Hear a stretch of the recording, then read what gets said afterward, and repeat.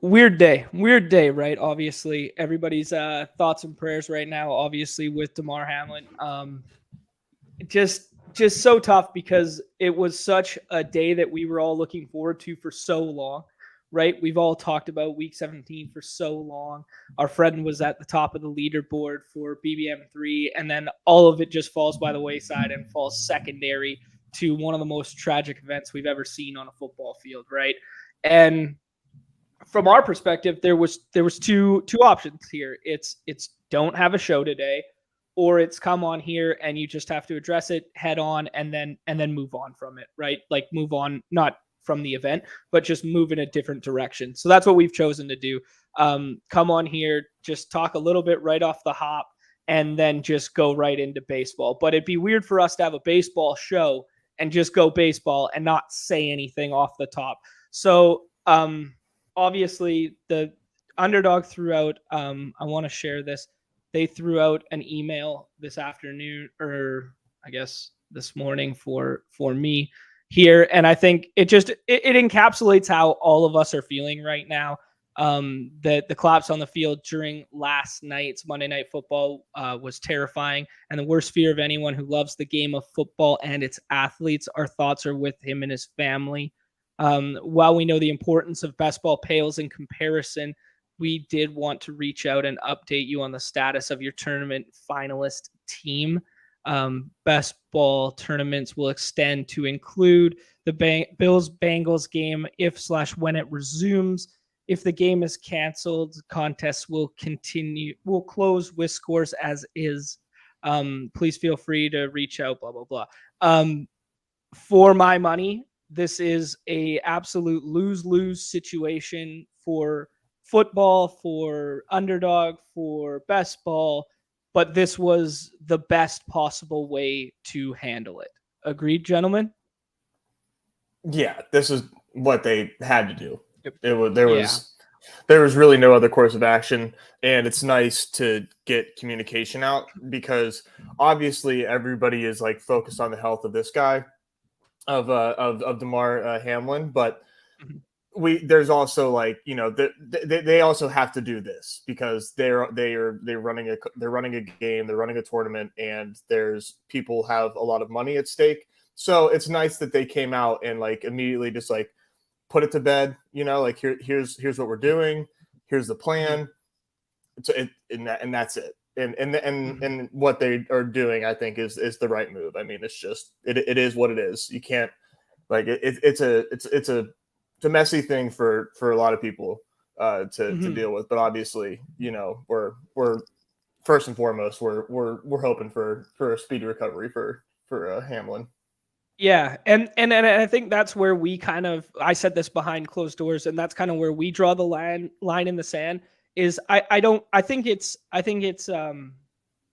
don't know what the right word is. I think it would be bad for us to come on here, talk football today, start speculating about week 18, start speculating about those contests, start speculating about like when this game could or if it will be played. I think we just leave all that stuff at bay. We focus on the man's health. We focus on that, but we have to address what took place, right?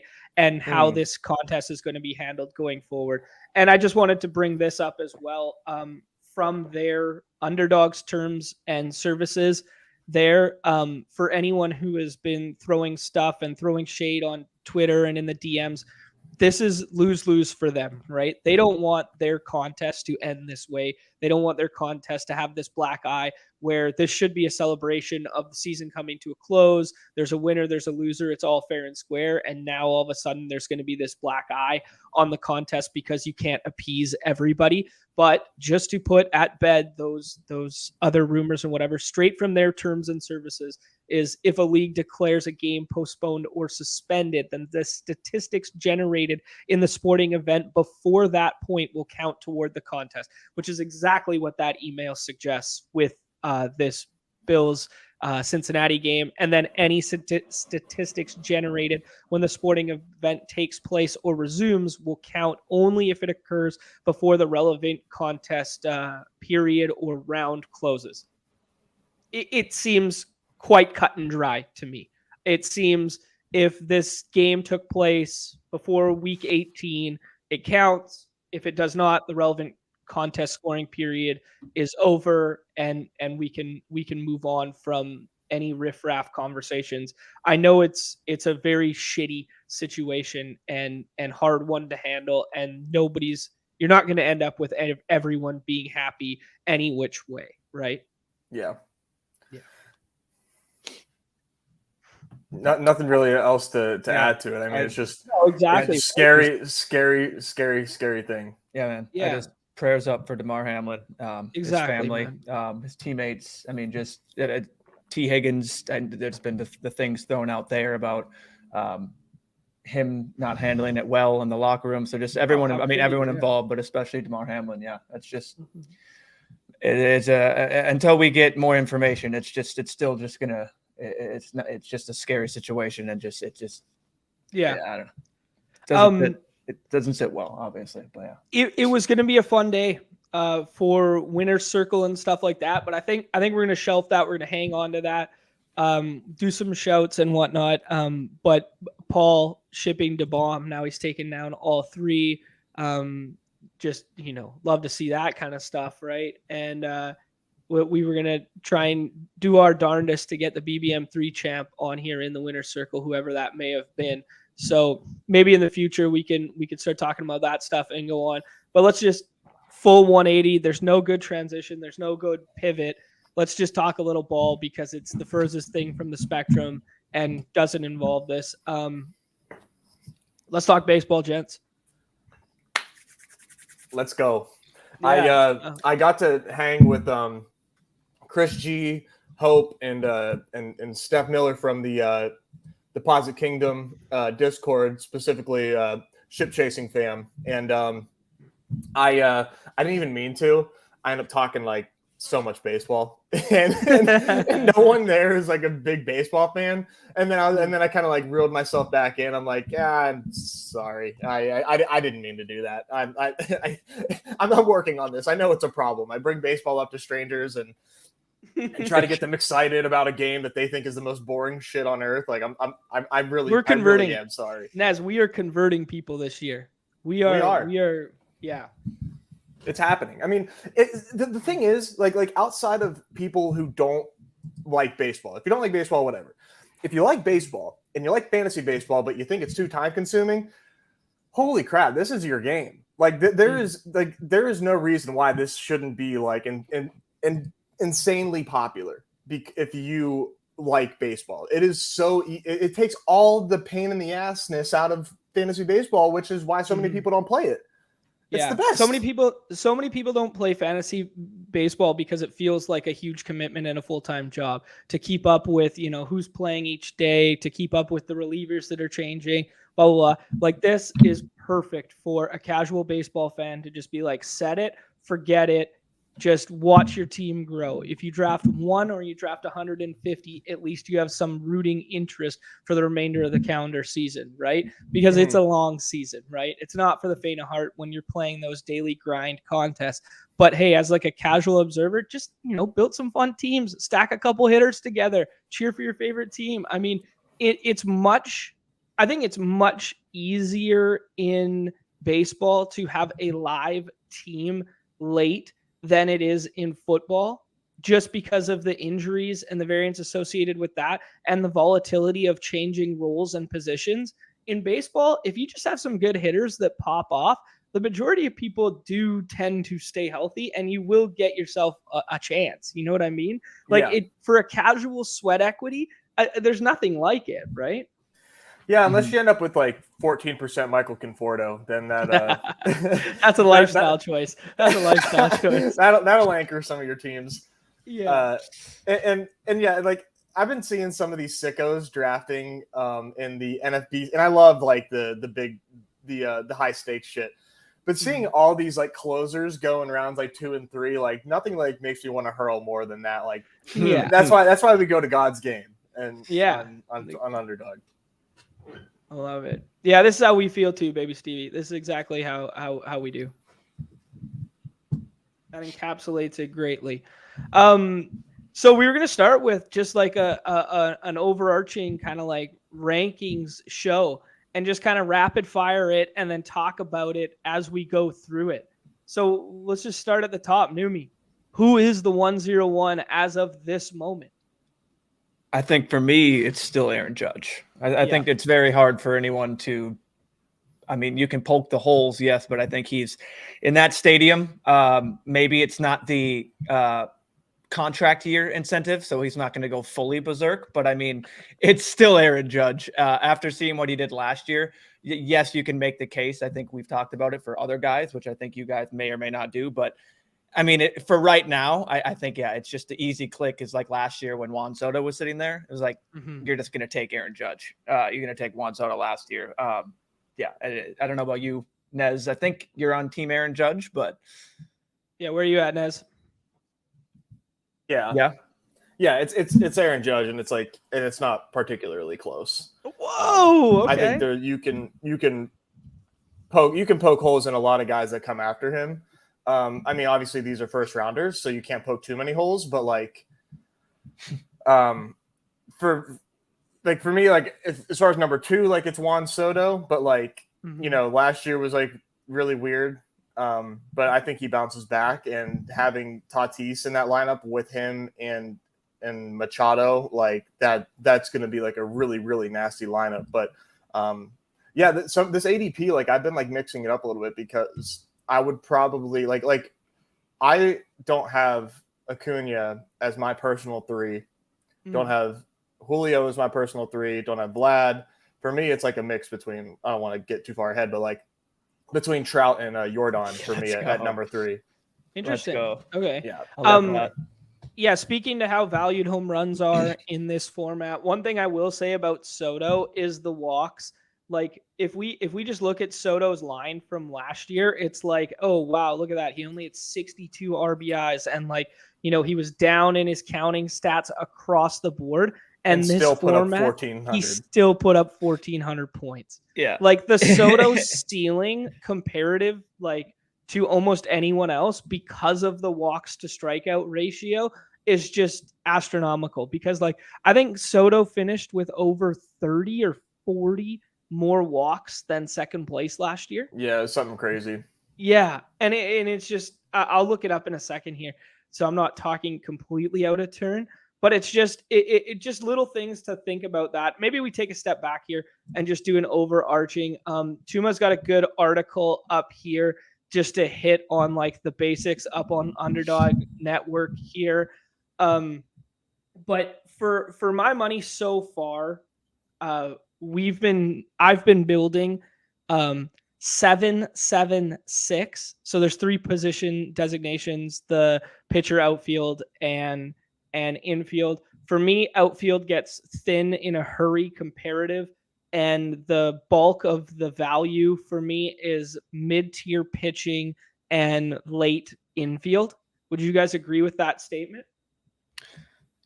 Yeah, for me, my biggest thing has been to just literally bypass infield. I will do some drafts where I'll mix in 1 or 2, so I'm not just sitting there with 0 yet again past round 10. But I just think that there is a plethora of infielders, and I've been doing that as well. I've been sometimes dabbling, whether it's in the whether you put the 7 in the pitching spot or the infield, the outfield. But yeah, I like that construction a lot right now. Mm-hmm. Yeah, I like that. And then for us, just comparative to draw the comparison to NFL, our week 17 is a two-week window. It's a 2-week round window from September 11th to September 24th. That is our 2-week window in which we will be concerned about finding 2 start pitchers, which is going to be damn near impossible to do. But if you could find teams with more games in that window than other teams, or you can find the teams in which are playing at Coors Field and stuff of that magnitude, those will be talking points as we get more niche with it. One more thing there with the builds standpoint. If you played the playoff contests, pitching is greatly valued in the playoff ones comparative to the season-long ones. And it does create a very interesting dynamic of what we want to do with pitching on this site. If we want to push it up and go heavy, if we want to be more balanced. Very specific nuances that we can talk through as we go deeper and deeper. Yeah. But being this early, where are you guys at just in terms of roster construction, what you like to build? I think the biggest thing to point out, you can highlight that little text right there on screen where it says, and here for hitters, note that the only pitchers can lose points in this format. Like there's no, you don't get penalized for strikeouts. It's not roto. So you're not dealing with on base average. You're not dealing with like actual batting average. You're not dealing with any of these other counting stats, advanced, anything like that. The only time a player in this format is losing runs is for earned runs for pitching, and it's -3, I believe, if you just scroll up. I think, so I'm not talking out of my ass, but yeah, it should just be -3 for an earned run. So that's the only thing. And for batters, it's like a progressive scoring system where each hit you continually get more, and a home run is 10 with the RBI, and that RBI and run being a home run's equal, like immediately 14 points. So that just putting that immediately and knowing that, like, it's just, for me, it's like, if I go heavy in pitcher early, I'll go thin at pitching, because you want to have the bats to make it up, is what I think we've come to, what we've talked to with baseball, seeing the data last year was just like the heavy pitching, even if you did it early or did it late, like it just seemed to not work because you just do not have the firepower in bats to make up for it. And it's also the most highly volatile. If I could compare pitching to something, I would compare it to running back, right? Yes. Where it's like, it's the most highly volatile, but it's also the position where you can get some studs emerging late that can carry your team, right? Like a Jesus Sanchez from last year, or like something like that, right? Or not Sanchez as a hitter. No, Jesus Luzardo. Yeah. Like something like that. The thing with pitching too is like, and how it's comparable to running back is, like reps from a running back are not guaranteed. Like we were all on like Rashad White, and he's splitting carries with Leonard Fournette. Well, teams are incredibly protective of their young assets. And if you take a rookie pitcher, like a true rookie pitcher, like you should be fully anticipating, if he's not on a competitive team, for inning limits. So with that in mind, if you have like one or two of these pitchers who fit that profile, you're going to want to have other pitchers to make up that volume. So that way, like if you do kind of get screwed in the playoffs, you have some volume to help with the fact that those pitchers help carry your team there.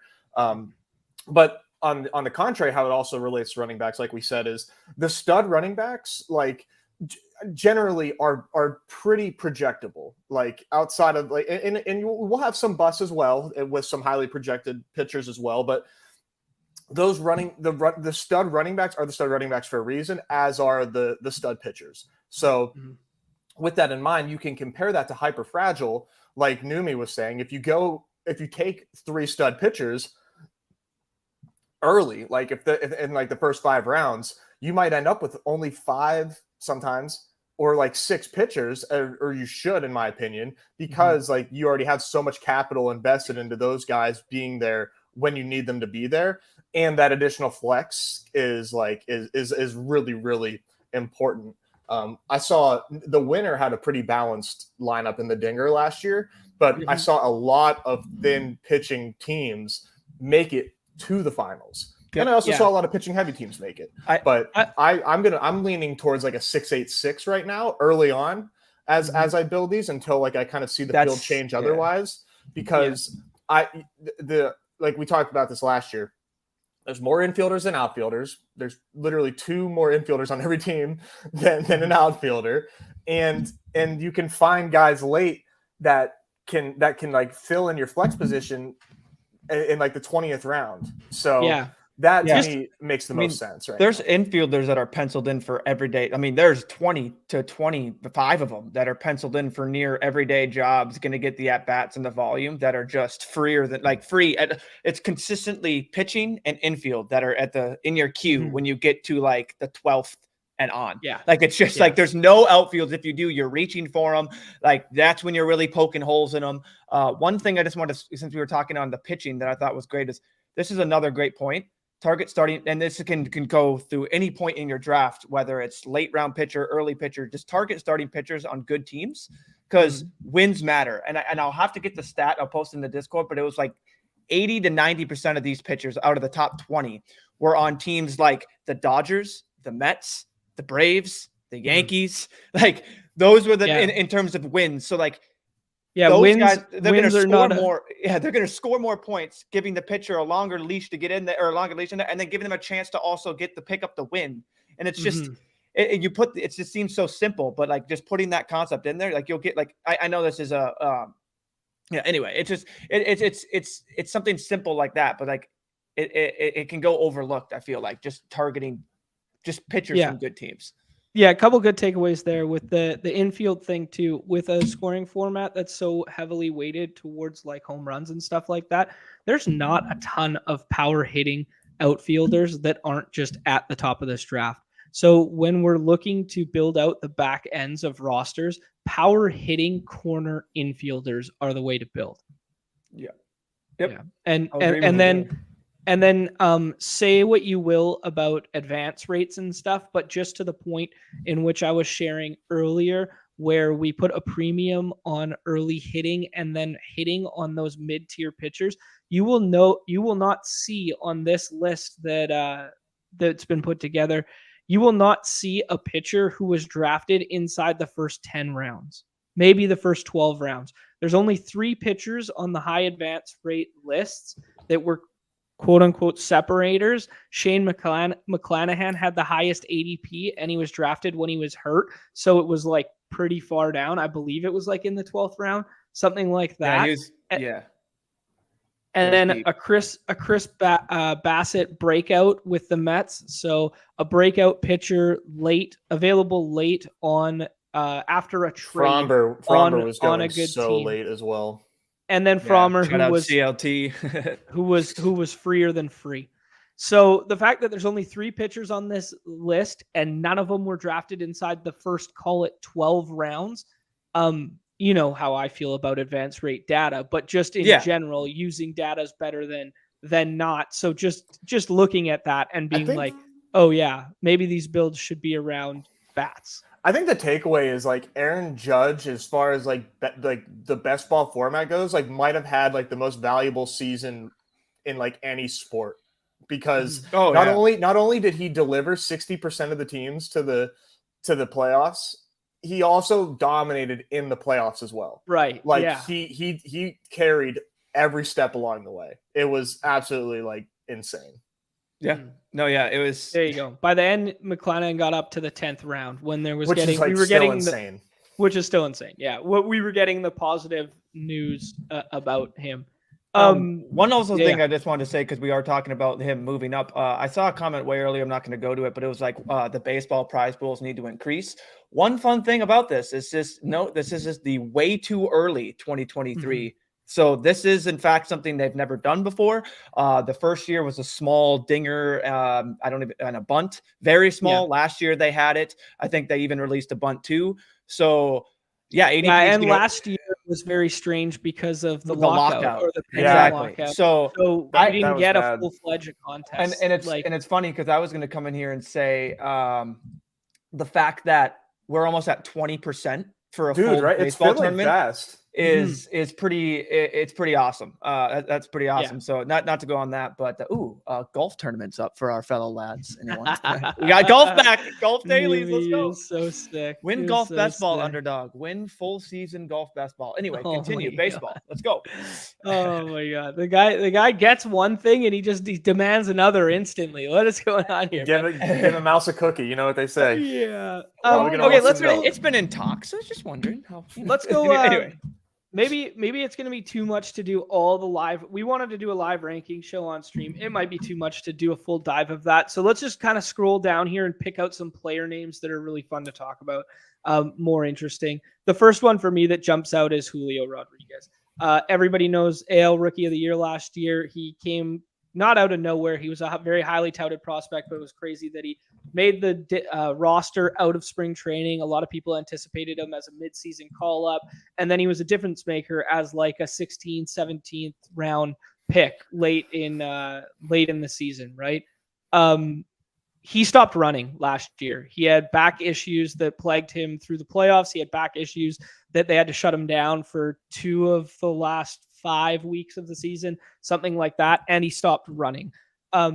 I hope he returns to running this year. It's a very, very strong component of his game. And he had a crazy high success rate early doing it. But his ADP scares the shit out of me. And that's as somebody who loves Julio Rodriguez and his tools. I'm not ready to call him Ronald Acuna until I see another season of him like Ronald Acuna. Yeah, it's high. It's warranted. He's super, super talented, super good. Mm-hmm. But it's a bit high for my taste, and I would rather, like I said, take the other guys that I'd mentioned, like Mike Trout, who on a like per game basis, like his health is a question mark. On a per game basis, though, like if you can get that dude in the playoffs, like you want that dude in the playoffs. Like, come on, he's not anybody. The only knock you can have on Mike Trout is like he might be hurt, but like as far as his like skills regressing, like not a chance. Mm-hmm. Yeah, I mean, 40 homers last year after everybody had kind of written him off and made him a late first round pick. Yeah, I don't know. Sheep chiming in. Great example of a guy that went 18 plus round and ended way higher on spring training hype. That is a great point. Those are the targets in which we should be trying to obtain right now and get ahead of the field on some of these late targets, right? We need one more for the draft if anybody else is in the chat there, and we'll talk some more on the fly. Okay, let's talk about the cover boy. I think this is going to be a very, very big talking point for us this season. So much with the off field, with the broken wrist, with the motorcycle accidents, with now the steroid suspension. Plural accidents. The steroid suspension. But from a projection standpoint, from a nerd baseball standpoint, he projects as one of the best hitters per plate appearance that you could possibly have, especially in this scoring format. And we are getting conceivably a 16 pick discount on him. He would be the second or third overall pick right now. Yep. If we started to get positive news and that sort of thing. I guess the suspension kind of, I think he's that. Hot take. I think he should be the second. He should be, when it's all said and done, he'll be second infielder after Vlad. Okay. Yeah. I like that. I mean, it's the upside, and I think Chip put it on there too, which, it's up for debate. I'll have to find it. He was talking about basically right here. He said, I could be wrong, but it seems like people are more concerned with potential downside risk in baseball more than other sports. Yes and no. I think baseball being completely different in the fact that it's 162 games and you can legitimately look at a guy like, Byron Buxton and be like, yeah, he's going to get injured. He'll be on. He's good for 2-3 IL stints. Now the question is how long. But yeah, I think it's very interesting the upside that he brings at that spot. And it's like, I weigh him as he should be going as that basically right around that range. Let's go here.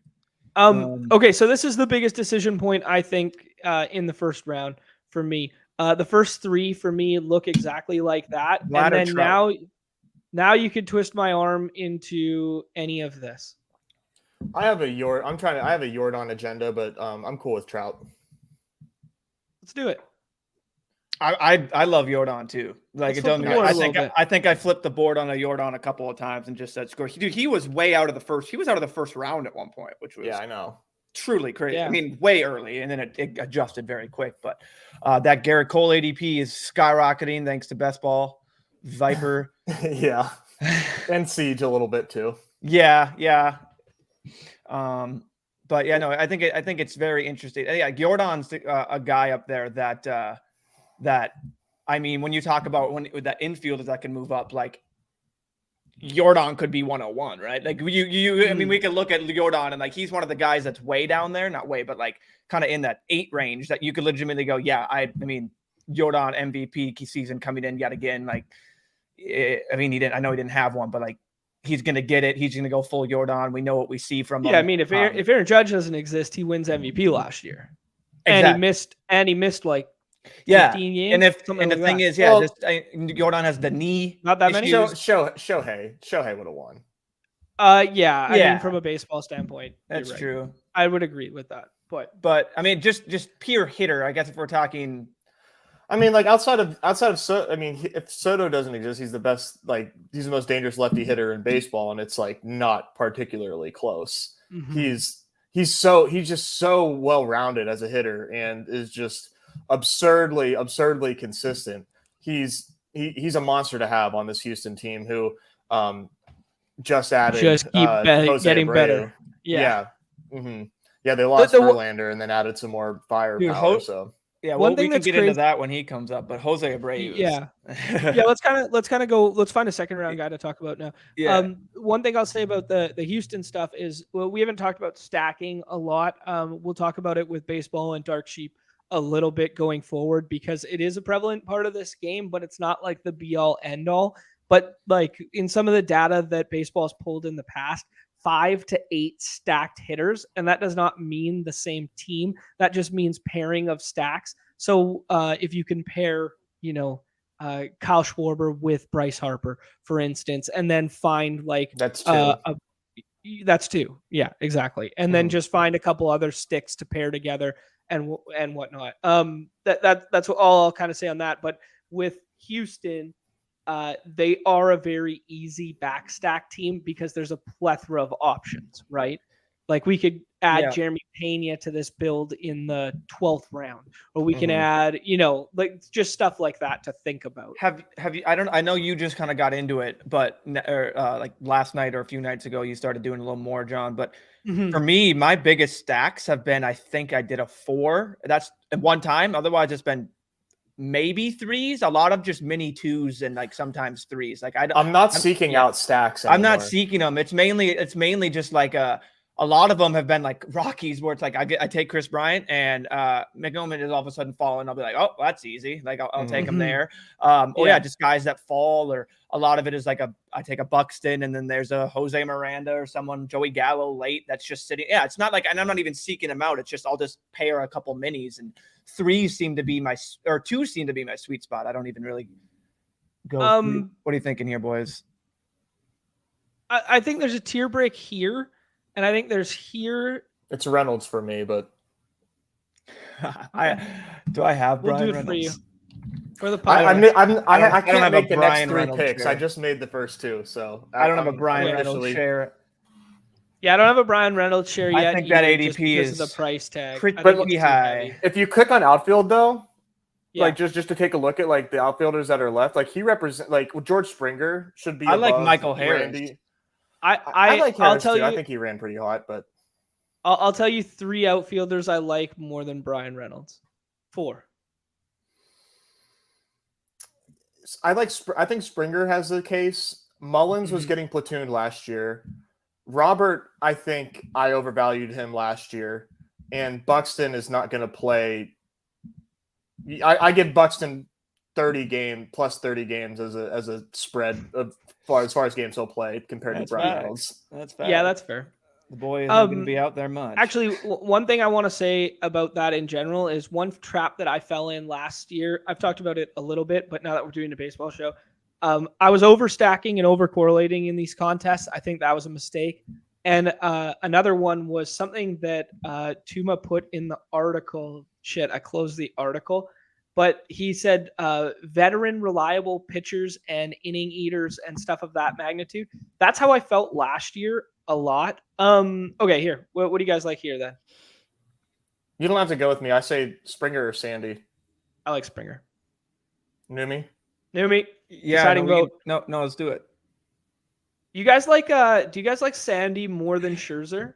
Man, I do. I have some. Yeah, weird, me too. so it feels safer. For me, this is just me. It's not wrong or right. Like I'm just to give other context. Like I'm clicking a lot of Bobby Witt and a lot of Michael Harris. Witt falls to this weird like 31, 32, 33, and all this. Be like, I'll take Bobby Witt there. Like I mean, it's just I like Bobby Witt because you can stack him pretty nicely with like that too, and it's with just Vinny and I'm trying not Salvador. to get caught up with paying the ceiling for people and just trying to be like, all right, can this guy replicate or do close to what that is? Like, I totally get like paying the ceiling, but like I feel like every guy you can pay to be like, oh, you're going to be paying the ceiling for him, and then once you slowly get down the draft board, then that's when you find. So it's like, at what point are any guys in the top round? Yeah, I know it's hard right now. Like ADP is like not perfect right now. Like you can make a case for a lot. That's why like I think I like drafting baseball so much. Is like you can get your guy and it's not like absurd.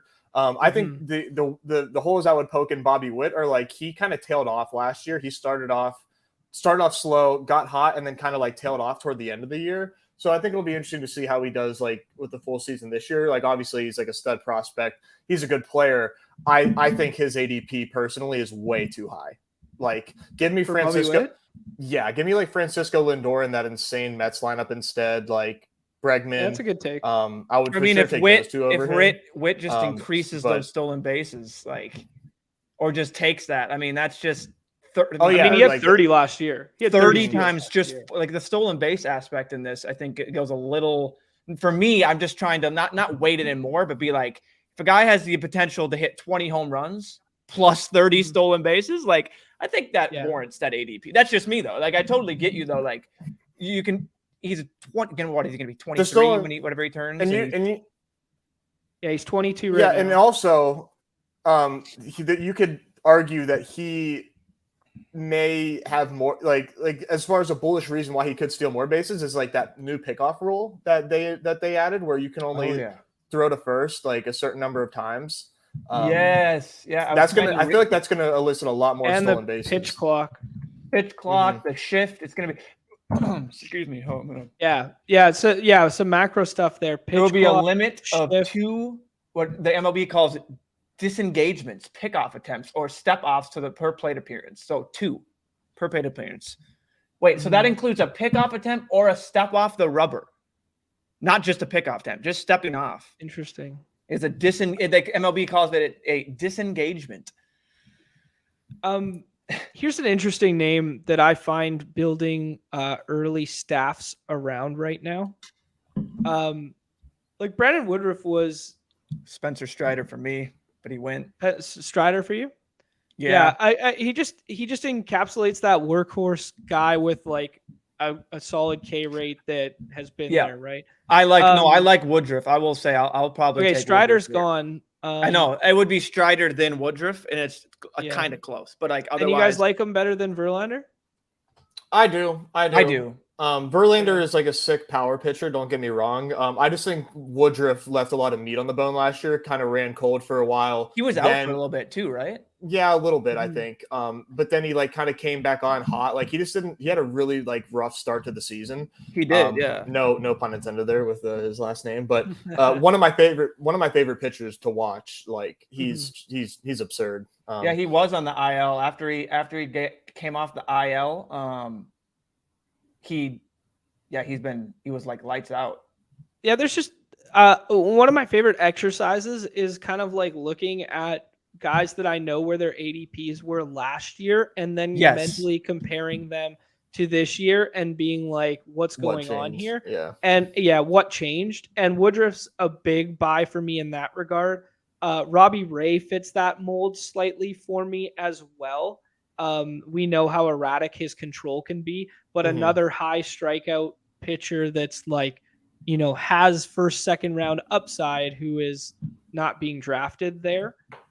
I know who I want to. There goes my pick. I was like, the Eloy for me is also a huge mental tear break for me at outfield. Yeah. I don't know how you guys feel, but he represents a big one for me. Do you guys have a preference here as to where we go? Brian Marte or pitcher? Or like Castillo. I could go for Luis Castillo. Okay, let's do it. I think Chris Bryant is currently my favorite player at ADP, period. He's been flying up. Yeah, sorry about that, fellas. I was taking him in my slows. Whenever he would slowly reach up and then reach that, like, basically, if I was sitting here, be at like 63. I'm like, oh, people can see him now, so I got to take him. As soon as you can see my him, guy. One guy I like, and I'm just trying to like not be stuck to getting the same as. I mean, I like Adelise a lot. I mean, I think he's in a good spot. That lineup is going to have hitters in front of him. Better pitching staff. I don't know what that equates to him being a hitter. Talking about Adolis? I mean, yeah, Adelise, Adolis. I don't know. I call him Adelise. I just didn't know who you were talking about. Yeah, Garcia. Yeah, Adelise Garcia. Yeah, Adolis. Whatever. I think that's CLT Blues boy. I believe he's really big on him. I think he's fine. I mean, I would have taken definitely him there. I mean, there's just guys that I think that I'm trying not to overlook myself, and just be like, let's reasonably think here. And so I can like, I don't want to, like, last year, I feel like I just got my guys too much. And then I ended up way too exploitative, which isn't wrong, but it's just and I didn't get enough exposure to a lot of other guys. Like, I ended up having like 1-2 teams with them. I kind of want to it's what we talk about with the daily stuff with football. It's like, well, what if this game environment fails, right? So when you're doing it over the course of the season and you get hyper exploitative and you just keep clicking your guys, it's like, well, what if my guy isn't the guy, right? Like, and a fun experiment for me is to take guys in pockets I don't normally do, or maybe I see as like the wrong pocket. We're talking about weight on infield. I will take in like the Bobby Witt. I will take an infield here or there and start builds different to force myself into a different build. Granted, I heard that when I was on Ship Chasing and Pat was bringing up the NFL, and then he was talking about Osmo when he brought up 3RB or QB and how it forced yourself into getting different players. I'm like, I just kind of sat back and went, you can do that in every sport. And that makes sense, because if you do that with just in baseball, and you can do that in any way, you start a pitcher, you start an infielder, then you're not going to be tacking on all of those late infielders that I like late. And then, you know what I mean? And getting the same build and like type like that. So something that's interesting. I know it's more macro, but there goes another one Carlo, we were great talking pick. about. Yeah, that's what we were talking about on our board. Another guy that fits the mold of, holy shit, his ADP last year was in the second round. Now he's here. Wow, Chris Bryant didn't fall all the way back? I thought he fell all the way back there. I missed that. I thought in my mind I was like, Chris Bryant's still there. Oh, no, Chip took him. Carlos Correa still sitting there staring us in the face. We could introduce our first. Is that him or his twin? It's his twin. Okay. Jose Abreu's fun with the stack of Yordan. Yeah, okay. Yeah, I'm not opposed to that. Jose Abreu is just an absolute model of consistency. I just feel like, especially in Houston, this dude could put up those same numbers, if not more.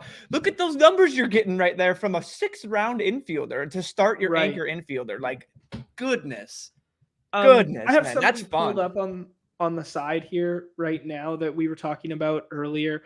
Dark Sheep in the chat kind of poking some holes in why he doesn't like Bobby Witt as much is because, Jose Altuve and Bo Bichette are hanging around in that same tier.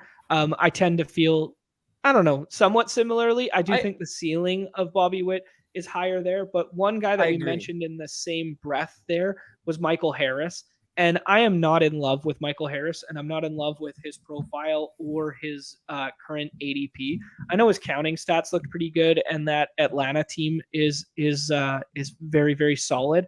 I just feel that he could. I know they paid him last year, but if he falls kind of like out of favor and whatever, and is just hitting near the bottom of that lineup instead of like, Marcelo Ozuna like being like their 6th hole hitter. Or just because that roster's so deep.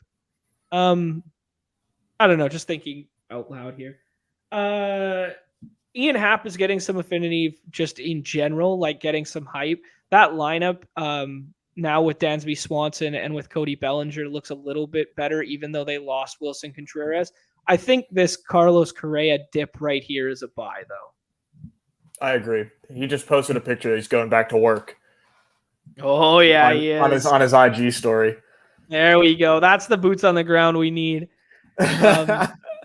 Another name in this area that I wanted to talk about, just as the draft's going faster than we can talk, to be honest. This is why we're going to do so many of these. But Ozzy Albies was like a second or third round pick last year. I know Vaughn Grisham's in the mix now, but they paid him, and they paid him to be their second baseman of the future. He was phenomenal 2 years ago. Just the kind of ceiling in which you could potentially buy from like a 6th or 7th round pick, that if we start getting good news, we start getting good spring training results, that it just seems like a guy who's going to push up the boards, right? Yeah, I think people might come around him a little bit more, but the way that people are treating infield, it might not like ever happen. So he could just be just like a potential buy all season. He had a really strange year. He was hurt like all year. And even when he wasn't hurt, he wasn't really producing like much at all. So just really left a bad taste in people's mouths. And he's going to be a decision point for me like all year. As of now, I don't get to him. Yeah, that's fair. That's fair. I like this comp. Jose Abreu is productive version of what we want Keenan Allen to be. I think that's a very, very fun comp.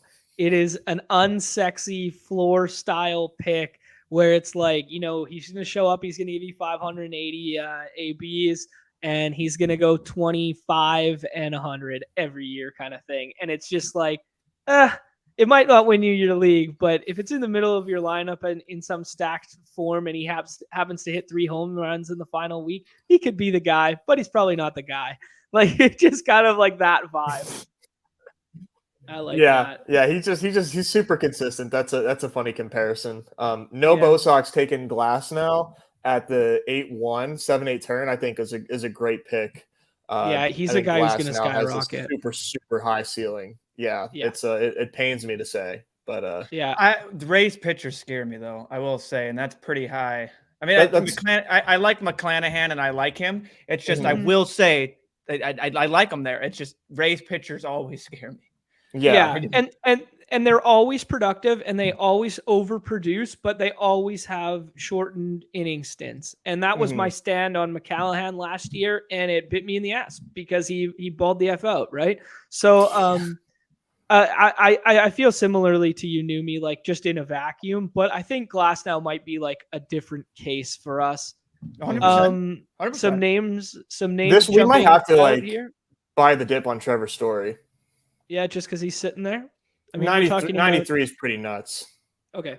We're talking about a guy who was a former top 2 round pick in the style contest. He was hurt at the start of last year, so he fell to like a little bit of the middle rounds. But just a perennial 30-30 candidate when he was in Coors for like 5 years. And now it's like, oh, maybe he's just going to be the focal point of that team. Period. Now, I think it's a clean bill of health. He'll have a much, much better season than he did last year. I know he wasn't hurt all year. He disappointed, but let's give him like a year to settle in and to be fully healthy. They just gave Rafael Devers, I believe, while we were on stream, not an extension, but a deal to avoid arbitration. So they keep kicking that can down the road. I don't know what the hell the Red Sox are doing as a franchise, but not it. That's for sure. It's really. You have a chance to trade away Mookie and let Bogarts walk and bring in all those guys. Why don't you do it, right? Haniger jumps out to me. I've been taking a lot of Giolito on the bounce back. Jumps out to me. Haniger for me. Snell and Webb are fine with me too. Haniger's very interesting because we're talking about a guy who had 42 home runs 2 years ago, but he's never been healthy. He's never stayed healthy. But then in the 1 year he did it and puts it together. But I think a lot of people will be I can make a bull case, bear case for Haniger with San Fran. Is yes, they're a heavy platoon style team. They're not going to platoon him. They're not going to platoon him. Exactly, getting everyday bats in a well platooned lineup is like pretty sick. Yeah, exactly. Right. I think him and Conforto seem like the two safest in that. And then Jock will play primarily just against righties. I think that's how I see that shaking out. Yeah, and then as of Slater's right usually now. short side. Yeah. But he's sick. Like when he does Mhm. play, like he's really nice to have in the lineup. So Giants are interesting. Mhm. I'm into them. I'm into them. I mean, it sucks that they lost on like every big free agent they thought that they had, but Yeah. I'll tell you a Trevor story. Let me tell you a Trevor story about everybody. The one thing that's fun about Haniger is that San Fran park in everybody's mind for years was like, this is a terrible hitting environment. This is a bad park. You don't want hitters in this park. And it's not that bad anymore. The park factor there has creeped up immensely, and it's become like, I think it's top 12 in the league now for a hitter for right-handed power. And for his power, like though he is a spray hitter, all his power is to that pull side. Like basically, I can pull up his chart, but basically all of his pop is to that pull side, right? So I do think it does set up better. And I mean, returning home, Cal Poly boy, little narrative. He seems like a Cali boy. I'm not surprised. Yeah, actually, fun fact: the two announcers who have been there forever, Dwayne Kuiper and for the Giants, I can't remember the other guy's name right now. Kep. I think it's like Kep. Yeah, whatever. So Kuip, his kid was I'm on not that. sure who they're. Yeah, Dwayne Kuiper is like the announcer, right? Guys, I'm a baseball hardo. Just let me go here. No, anyways, his I was delayed. kid, Sorry. his kid was on Cal Poly with Haniger, and my buddy was on that team as well. And they used to go to his house for American Thanksgiving, and like he would just tell like old baseball stories, and he was just like a former Giant and broadcaster of the Giants. It's pretty nasty. That's sick. I would love to gather around for that story time. Oh yeah. There's a name right here that's jumping out for me, that fits this team beautifully, in my opinion. We only got 2 pitchers so far, but this kind of seems how my builds have been shaking out in general here. Maybe I've been a little pitcher heavy and I wouldn't have bought the dip twice on these infielders, but their ADPs falling kind of forced us into these builds, which is probably a good thing. Chris Bassett, fun name to talk about there. Yeah. Doesn't have a team right now, and his as soon ADP as he signs. Yeah. Well, he does have. He has. Oh, there goes my guy. So Jeremy Pena was the guy that I really like fitting this build for us as like a 3-way Houston stack that I think is undervalued right now. I could go Pablo Lopez here. We could buy some Japanese upside. Tim Anderson bounce back's a lot of fun to me. I'm not a Nathaniel Lowe guy. I was last year, but the price tag for me right Kershaw now. or Pablo. Yeah, make the pick. Oh, okay. Kershaw or Pablo? Let's go Kershaw. The thing about Kershaw, I don't think I'm Kershaw in this format. Yeah, he's going to give you any upside, and at this pick, Mike Carew, that's the guy. I would have taken Kodaya, Senga. I don't know how you pronounce his name. I would have taken Cortez, Len, Pablo. Yeah, I would have taken Pablo. All of that over Kershaw. I made a mistake, and I have Kershaw. And okay, I just don't think they're not going to give the volume. They're not going to give him anything enough and he's not going to matter. Yeah, that's the only thing. My counter to that would be like the way that he like pitches these days is like he's not a strikeout pitcher, so his pitch count, if he's succeeding, is not going to be like super high because he's going to be just generating a lot of outs. Is the bull case I would say on him, because it's not like he's going to be working himself through a lot of counts if he's pitching well. He's going to be generating a lot of soft contact and a lot of outs. Is my bull case on him, but I understand. Tim Anderson jumps out to me here. Jonathan India buying the bounce back there jumps out to me a lot as well. I like India just in a vacuum. Any other names? You can make the pick, but my contribution would be Brady Singer. Oh, interesting. High strikeout rate guy. All right, I'm taking Tim Anderson because I do think it's a legit profile with a bounce back. Both him and Jonathan India stand out to me as really nice high ceiling bounce back infielders in this range. I wanted to comp Clayton Kershaw because I tend to align with Numi in his thought process here. Kershaw makes a lot of sense to me in roto style leagues and like home leagues where you can like pull him in and out. I think he is glorified Rich Hill at this point, where when he's healthy and he's in there, you're going to get premium upside innings from him that are like solid. But like, I don't think he's the piece that's going to win you a best ball style contest. In this range last year was kind of maybe not this deep, but like 2 rounds before was like a very similar name in Justin Verlander in terms of accolades and stuff, but they're very, very different pitchers and ceiling at this point in their careers. That's kind of like the comp that I would make. I think I'd rather take a shot on Chris Sale. I'd rather take a shot on Brady Singer. I'd rather take a shot on stuff like that for, I don't know, elongated innings. Maybe that's just my thought process. But I do see the merit in being like, well, Kershaw could have 180 innings because he's changed the way in which he pitches. No, I totally will see the that Dodgers too. let him do that? Who knows, right? Yeah, I think the way that this is shaping up is we're going to likely not have more than 6 infielders, I would think. And so we're going to have to like make up volume elsewhere, and outfield gets really gross really fast.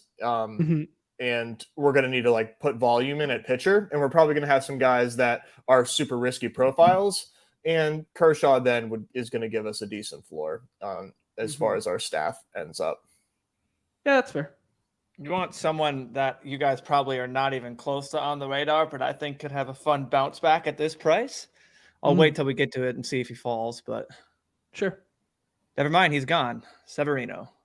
Yeah, Severino I've been buying as well. It's a very nice. He was very, very strong to close out the year last year. Yeah, I like Severino a lot there. I like Luzardo. Of this group of pitchers, who's like who's your number one? Of which? This little chunk right here? This little chunk right there. Luzardo, then Sale, I think. I go Luzardo,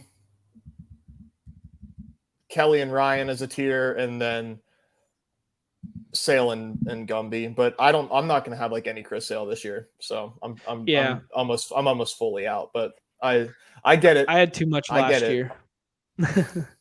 So Nez, you're way more in tuned. What is the we can do Luzardo here if you want. What is the word with Lance McCullers?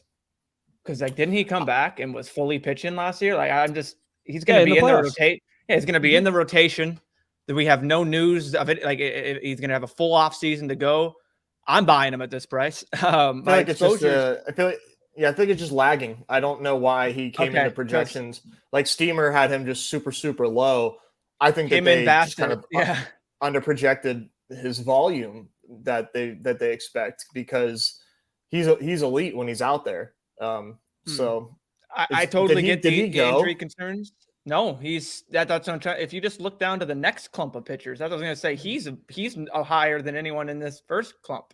Maybe not Jesus Luzardo. I mean, Jesus is fun. Jesus is fun because of his I don't know. You guys have probably seen him pitch. Obviously, you're baseball guys, but like his Johnny Cueto-esque mechanisms and mannerisms that he does on the mound, he'll just stop. And then it's like, instead of giving you a pitch where it's like maybe 90 from Cueto, he pumps in 99. It's just like, he's dirty. If he could just get that control in, man. Oh, he is fun. He is a fun. The Marlins, man. Yeah, so if you just scroll down a little bit, I think McCullers is right there, right next. And Freddie. Freddie's fun too. I've been taking a lot of Freddie. I think I have Freddie in every draft. He fits that same mold that we've been talking about of like high strikeout ceiling. We could do either one here, I guess. That'd be Let's fine. do McCullers. Let's do McCullers because I've been doing Freddie. But I like exactly what you guys are saying with both of it. Like, good stuff. Guys that could play up again. It's injuries that are really kind of just putting them in the back burner right now, right? Or the threat of, or he was injured, came back. It was in the postseason. We didn't really see much, so it's kind of lagging behind. Freddie, was he out for a year at one point? Did they shut him down for the year? We'll have to get Sheep on that because he was hurt for the majority, like for a major part of the year. Yeah, I think he came back late and just like clearly wasn't fully healthy. This is a fun name, Newt Bar. Maybe I love me some Newt Bar. He posted a video yesterday. Like he's just an absolute swole monster, right? He's shredded. And he's just got all these sensors all over him, and he's shirtless hitting bombs. And he hit a new personal record in exit velo, and like flips his bat and starts celebrating and shit. It's so funny, just in the cage. All the old people are just if you just look in the comments, like, is this all we care about now? Since when does live BP not matter and all this stuff? It's all we're hyping up and stuff. I'm just like, oh my god. There's some fun names. Like this is the beautiful thing about baseball is like I can make bull case, bear case for like a lot of names down here. Like Brandon Lowe bounced back. Like we're talking about a 40 homer guy 2 seasons ago, right? 39, my bad. But 39 homers, like there, right? Ketel Marte, I bet Ketel Marte to win NL MVP the last 2 years. Like that, like, like long shot odds and whatever, but like good baseball player. Like if you were in on Ketel Marte like me last year, why the hell you're not in on this price? Exactly. That's what I mean. That's exactly what I mean, right? That's what I gotta tell myself. Rowdy Tellez, lefties just kill in Milwaukee, and then they add Winker to that lineup. I like the two right there, Jake and Ryan. These two? Yeah. Ryan McMahon. I mean, you're never gonna talk me off Colorado. I mean, McMahon seems like a pretty nice buy right there. Plays in Coors, had a pretty nice season. He hits the ball super hard. It's hard not to like him. I always find him kind of just teetering on that. Like it'll go down a little bit, and all of a sudden I'll be like, well, I have Chris Bryant stack, like I just mini stack. You know what I mean? Like, it's just so easy. Yo, T-Bear with the shout. I like this too. Tyler O'Neill, good Canadian kid. I'm buying the tip on Tyler O'Neill. Tyler O'Neill was like second, third round pick last year, and now all of a sudden you can get him in like the 7th. Like it's crazy. Like Tyler O'Neill could just rip the cover off the ball and run. Oh, yo, get me started. Get me started, baby. Let's go. Rev my. I want to hear Sheep. I want to hear your case, and then I want to hear Sheep's case for Alberto Mondesi. No, ain't nobody else got an 80 bag ceiling with the new rule, boys. My guy. I wish him this all the guy, best. This Joshy boy has taken every player. I swear. I love it. That's good. He's taken Pena. He's taken Strider. He's every guy I've wanted here. He's just like click. I'm kind of in on Ketel Marte. We kind of voiced our opinion there. Numi, what do you think about Ketel Marte? I like him. I like it a lot. I mean, if you go back and look at his profile, he's had one like great kind of elite, and then otherwise it's kind of been a little bit of injuries here. Otherwise it's kind of been like he just hasn't put it together. I think the fear is he hits the ball a little bit too much on the ground, and that the exit velo thing, like his homer year, I think his big homer year was maybe a byproduct of the humidor. But that being said, it's still Arizona. He could still hit the ball out, right? And one thing that it always just blows my mind is whenever I think of Ketel Marte, I think of this little tiny dude about the same size as like Jose Altuve, like just a little tiny, just short fella. And this guy's hitter, switch hitter. Yeah. Ketel's, what is he like? Yeah, 6'1", like jack switch hitter. Yeah, so again, the profile's there. Yeah, max exit velo in the 96th percentile. Like the dude can do it. So if he puts it together, these are good profiles to buy. As gross as it is, Javi Baez has sat there in the 200s, and like another fun name. Yeah, Nez. I totally get he's not that great. I totally get it, but it does not matter if he's putting up the points that he's doing in a 200 plus ADP. I know it says 170, but he's 170 fallen. Now. He's fallen. Yeah. He falls a lot. A lot of people are just looking at Javi Baez. No way. Like, I've been doing a little bit of this recently. Nez, I want your take on the Ketel Marte though. I've been doing this a bit recently and pairing Lourdes Gurriel with Ketel Marte as like a sneaky Arizona backstack that I don't think a lot of people are on yet. Yeah, Gurriel stands out a little bit to me. I like Gurriel. That's You guys like fine. somebody else here? Okay, That's fine. For outfield, I would I'd probably call it because look at our outfield. I think I'd probably call it a day. And okay, yep, and go with 5. just because like the outfielders that we're getting late, if they're scoring points for us in the outfield position, like something went wrong, and yes, they're likely not going to flex over the infielders that are available late. So that's why I've been just like stockpiling infielders, because I want to fill in. I want as many bullets as possible to fill in like a sick score at the flex. And that's my thought too, is with these guys in infield. Like when you sit a guy with like Javi Baez in a 1 week time can have a hot stretch. You know what I mean? Like in this form, we're not asking for these guys. So like those profiles that you go like, ooh, you know what I mean? But if you get a lot of them, it works together. It's a nice construction. I just have principles that I can't deviate from. And one of those principles is no Javi Baez. It's bad enough that I took a little bit of Anthony Rizzo early on in this draft season, but like I don't like Rizzo, dude. I can't. You don't like Cubs? I cannot take these former Cubbies. Cannot do it.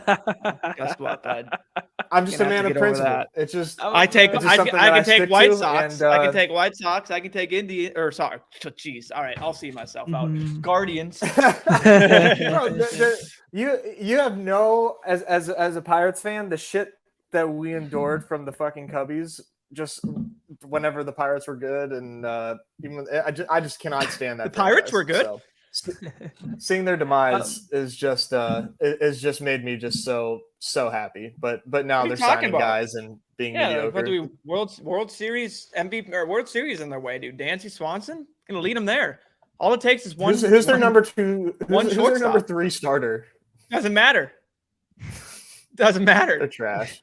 I hate to see my boy Tyon go there. He's the new. Hey, where's? I agree with is Nico Horner gonna play second base? Is that the plan? I think so. I think so. When I was who else would really be there? I don't know. It's just thinking out loud with that team. I haven't looked at roster resource for the Cubbies. We'll look at yes, per baseball sheet, which is off of I forget. I forgot to put that in the description. He's projected as their. I mean, he's in the lineup and in the leadoff spot. So, can you send me the link in the send it in the main chat for everyone, please and thank you. What's the link for? It's the Google Doc.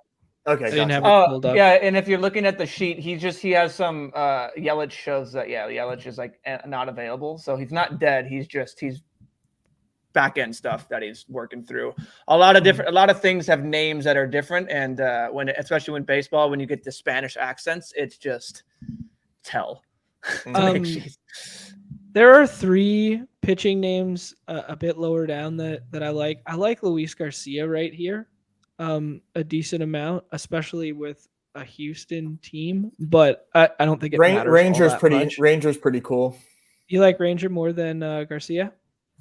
Yeah, Garcia, like I like Garcia, don't get me wrong. I just think Rangers' rotation spot is like way more secure. Okay. I could be wrong. Yeah. I mean, the thing about Houston is with McCullers, with Christian Javier, with all those guys, it does kind of get muddy at the back end for a contending team that he might be the name to go if they are, I actually, you know what? I think he's safer than we think now that Verlander's out of town and that sort of thing. But that's just a good consideration. Some names that I've been drafting down here, Wilson Contreras jumps out to me. Oh, don't even get me started with Wilson. Yeah. I mean, that's just silly. It's just silly. What are we doing with that ADP? Drew Rasmussen was one of the best pitchers in baseball for the end of last year.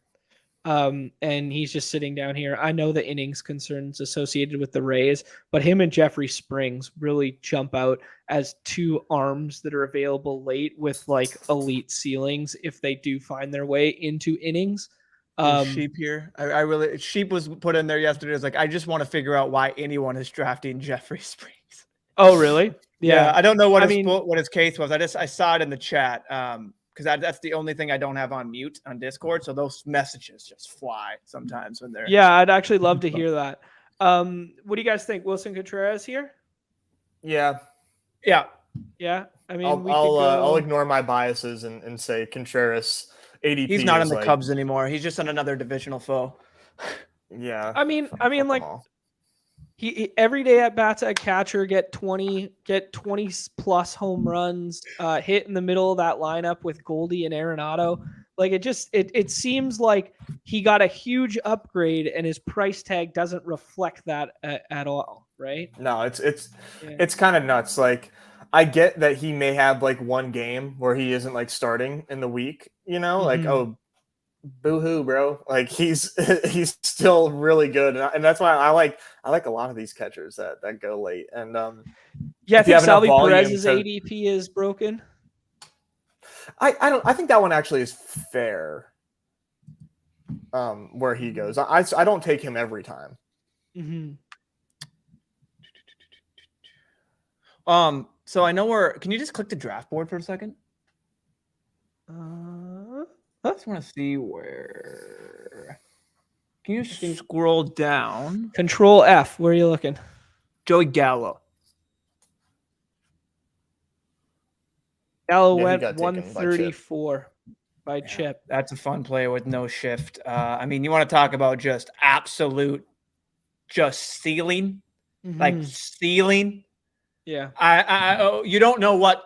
I'm not advocating for Joey Gallo going back to what he did the season prior, but that's in the range of outcomes. And at that price, I mean, wow. It was way deeper too. I thought he was like 150, 160. Maybe he just took him a little earlier. Yep. But that just screams out something again, no shift. Mm-hmm. It just screams. That's a good, I don't know. Maybe someone can talk me back down to earth. I mean, he strikes out a lot, but he walks as well. Right. Yeah. And we don't get, and we don't get punished for the strikeouts. Yeah. As far as like a baseball fan and watching baseball, he's like one of my least favorite hitters to watch. Like I can't stand a true 3 outcome guy, but he does stand to benefit. Oh, you mean Byron quite a Buxton? bit. Damn, I can't copy paste the link there. Can you put it in the private chat too, Newbie? Yeah. Thank you. Dude, we're going to have Byron Buxton and Joey Gallo, 2 guys to do the same thing. One just happens to have speed he doesn't like to use. I don't think he thought he was still there. I think he was just interested where he went. Yeah, no, definitely knew he wasn't still there. It was just because I knew he was in like the 160 range. I thought, can you just click Chip's team and see what is? I got it. I'll figure out his ADP. I have it. Right. Yeah, the Springs one is the Springs one's going to be an interesting one to deep dive. I was just going off a tweet that I saw yesterday that the combination of Rasmussen and Springs, I think it was Codify. Good follow on Twitter there. Put out a tweet about how good they were at the end of last year. I'll try and find the tweet and put it in the Discord later. Springs is good. I just don't think he's going to have a ton of volume. I think not a ton of volume. He screams like a 5-inning pitch a game type guy. Mm-hmm. Sell me on Roansy Contreras, Nez. Sell me this pen. He's really good. He's just a really good pitcher. He's him. He might be him. He might be him. There's how much is too much? Really high upside. I mean, you can't have too much because he's free. And as far as these other guys that go, I would take him over a majority of them, and Mitch Keller as well. Like I think Mitch Keller put together something pretty nice at the end of last year. Got his ERA below 4. Showed a combination of like soft contact and strikeouts. I just don't want to get ahead of myself, but I really like both of those guys as late round picks if I need pitching. If I need 2023 Cy Young, put some respect on his name. Come on now, don't patronize me, goddammit. But they're good. They're good baseball players, and if you want another like pirate to throw in there, Endy Rodriguez as he's 100% going to be up this year. He's a catcher, but he is going to be he projects to be such a solid hitter that I think he'll be in the lineup quite a bit for the Pirates as somebody late. I have a name that we'll take after this because I think okay. Hold on one second. Might be the pick for me. Alejandro, are we going to build a 7-7-5? Is that what we're doing here? I think so. Okay. Yeah. Well, no, we have to go 7-7-6, so we have to do 8 somewhere, right? 7. Yeah, which I'm okay with going 8. We can do anything here. I mean, I'm honestly, I like Witt. I like Witt. Don't get me wrong. I do like. Yeah, make the pick and then we can talk. I'm cool with that. I'd take Kirk. Yeah. So, type in the name Joey Votto. Yeah. Because he's coming back. He's freer than free. Mm-hmm. Totally get that he's old, but you want volume from a guy in an infield spot that not many people are taking right now. I've seen, I think, one other person take him. Yep. That's someone that's very interesting. And he's changed up a lot about his approach too. As he's gotten older, he's become this. He used to be this model of contact and consistency, and he sells out for power. Now he sells out for power, which is really good for us in this format. Exactly. He was one of my favorite stats ever was his first 3,000 and something at bats, he never fouled a ball off to the right side, never pulled a ball foul. Oh, really? Yeah. And That's he had never had an infield pop-up, or he had one infield pop-up in his first 8 years or something like that. These are rough estimates, but that's what the two stats were.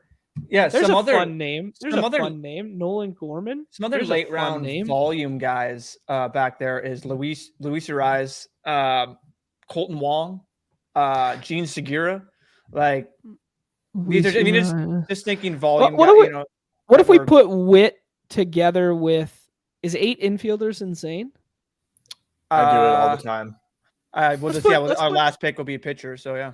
How about a little back stack here of Witt plus Kirk? And then we already have Springer, right? And we got Springer. And it alleviates some of the playing time concerns with Leordis leaving, with Gabriel Montero leaving. I do think Witt can find his way into everyday at-bats between and he's a utility player. Basically as a super util. Left field / second base kind of thing. Because they're going to they're basically going to have Espinal as that basically defense only second baseman going forward. I don't think he's as good a hitter as he showed last year to make an all-star team. That's neither here nor there, but I don't think he's good enough to hold Whit Merrifield off of the field. I think Merrifield had a nut low run out of when he moved to Toronto last year, because he was having a really nice year with the Royals prior to being traded. Yeah, I think give him a year to settle in. Let the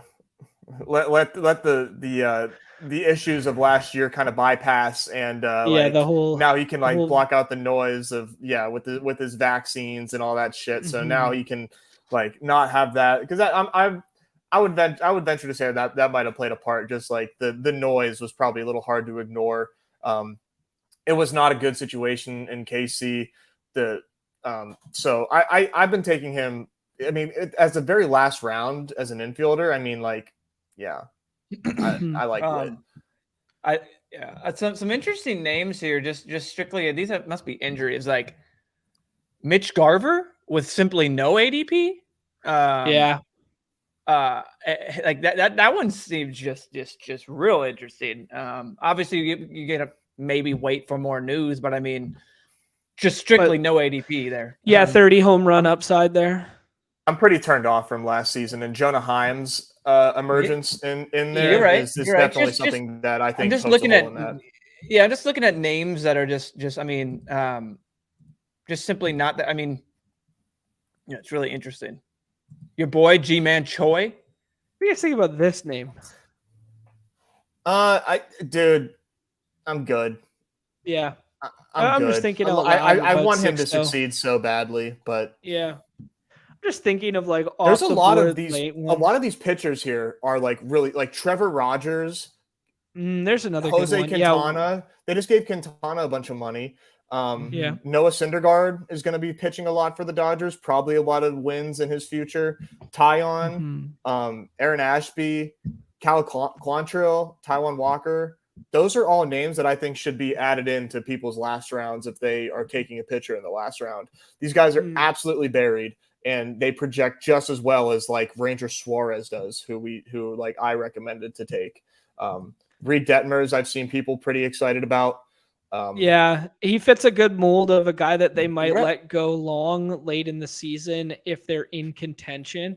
Like the difference between, we had this conversation a little bit here with like rookie guys getting shut down late. Do I think Mackenzie Gore's ceiling is higher than Reed Detmers? Yes. Do I think there's any hope in hell that the Nationals are in contention when all the money is being played for in our contest and that Mackenzie Gore gets a start? Nope, zero chance. Like, I don't think there's any hope in hell. He would have to be having like an unstoppable year, and then they like have no choice. He'd have to be in Cy Young consideration. Yeah. Like, I agree. I think it has to be that good of a season, which obviously like, oh, wow, like think about that upside, but like it's really thin. And Tyler Anderson as well for the Angels, like hyper efficient pitcher of the last couple of years, lefty.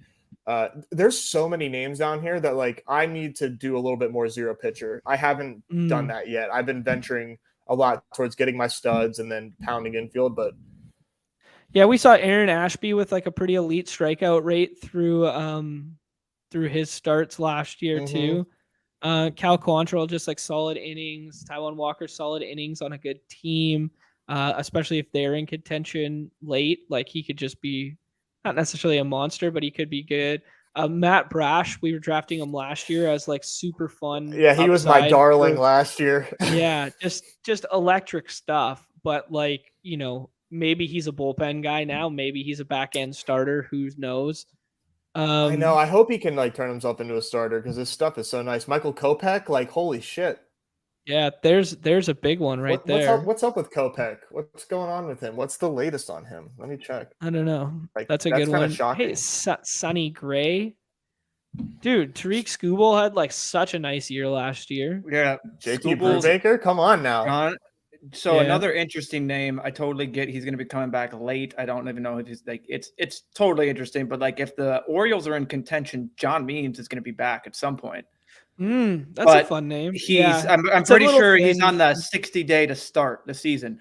But I mean, my thing is like, I'm not comparing this at all, but it's like, if Harper's coming back, that we know Harper's way more valuable than John Means, not even trying to equate it, but like if he's going to draft that high, who's to say you can't mix in a few John Means, especially when he's literally in the 20th round, you know what I mean? Right. Not a name that you get excited about, but just other names that, strictly because of Tommy John, he's coming back. I don't know. Just trying to find these names, like Nez said, that you look down there, it's like, huh. Ooh, shout out Hockey Hooligan for a badge upgrade there. I didn't notice that before. Big shouts. Yeah, there you go. Badge upgrade. You love to see it. Yeah, I mean, this is the beautiful thing about baseball, and baseball this early is just like, oh my goodness. There's just so many fun names late. I saw people talking about Baltimore stacks and their price tags. They're a little bit more expensive than last year, just given where Mullins, Santander, and stuff are going. But yeah, I don't know. Wild. We got some news that they're not resuming Bills Bengals this week. Wow. Did Pat Crane just win $2 million? I think Pat Crane just won $2 million. Holy fuck. I mean, holy shit. Terrible circumstance, terrible. Of course, whatever, that's what sucks, right? Is like he's gonna have so such a hard time to like celebrate that like with everybody. Like obviously, like he's happy, but like he would have obviously he prefers to win that in a different way. An underdog wants their winner to win in a different way. It's really unfortunate, but like, congrats to Pat, man. That's just. I mean, I don't want to prematurely congratulate him, but like that, if it doesn't resume now, to me that means the contest window is over. If it doesn't resume this week, Yeah, I mean, I feel for Underdog. They handled it as best as they possibly could, and they're going to get shit on regardless, one way or the other. But I think this is the right way to handle it, and I do think that means that this contest window is over if they do not restart this game prior to the window occurring, which means Pat Kerrane wins $2 million, and it just couldn't happen to a nicer dude, a more dedicated dude, a dude who wins. Oh my god! Yeah, we'll reserve all of the rest of the congrats for like Underdog to make the official call themselves, but it's looking like he just won $2 million. Yeah, I don't know. Yeah, everybody's speculating in the chat. There's a lot of gray area, and that's wait. Part of the problem. Everybody's gonna wait. Yeah, and I think so much of it hinges on the status, the health, the prayers up for DeMar, right? I mean, that's what it all hinges on before anything can be said. Any announcements from the NFL, any announcements from Underdog, from whatever. But oh man, what a weird, backwards, awful, not how you want it to happen, but oh my god. Yeah. Holy, yeah, I just just to reiterate, prayers up for DeMar Hamlin, like just the whole situation. Like I was making food and all of a sudden I'm listening to these guys and I'm on a 30-second delay because I'm tired of Gretsch spoiling every play. So I'm going to delay myself so I can see it. And like when he says something, I'll look at the screen. Yeah. And I hear like, oh, guys, like he's hurt.